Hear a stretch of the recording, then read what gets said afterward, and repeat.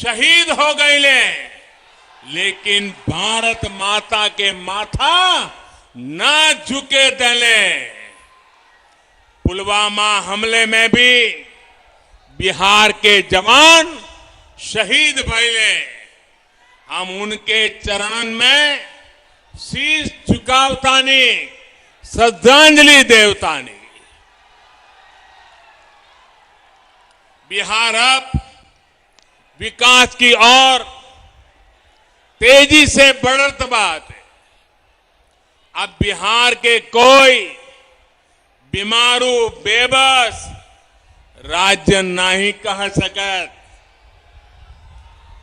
लालटेन के जमाना गईल।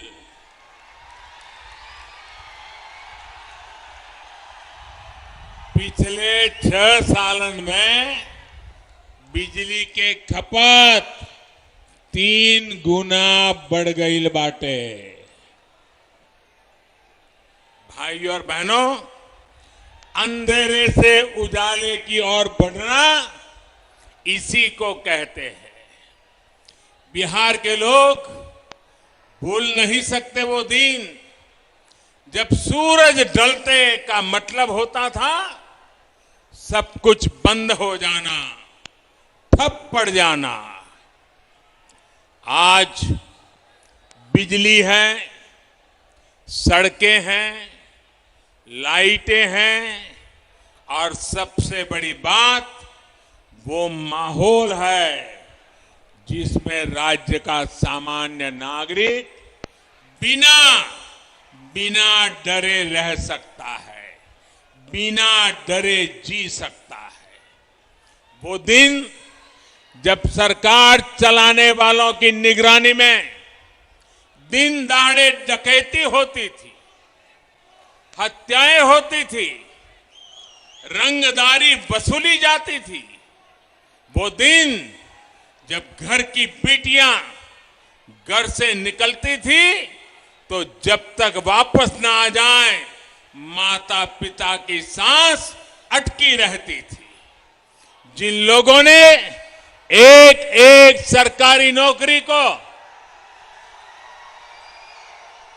जिन लोगों ने एक एक सरकारी नौकरी को हमेशा लाखों करोड़ों रुपए कमाने का जरिया माना, जिन लोगों ने सरकारी नियुक्तों के लिए बिहार के नौजवानों से लाखों की रिश्वत खाई, वो फिर बढ़ते हुए बिहार को ललचाई नजरों से देख रहे हैं। आज बिहार में पीढ़ी भले बदल गई हो, लेकिन बिहार के नौजवानों को ये याद रखना है कि बिहार को इतनी मुश्किलों में डालने वाले कौन थे। साथियों, 2014 में केंद्र में सरकार बनने के बाद जितने समय बिहार को डबल इंजन की ताकत मिली, राज्य के विकास के लिए और ज्यादा तेजी से काम हुआ है। बिहार को जो प्रधानमंत्री पैकेज मिला था उस पर काम की रफ्तार भी तेज गति से आगे बढ़ रही है।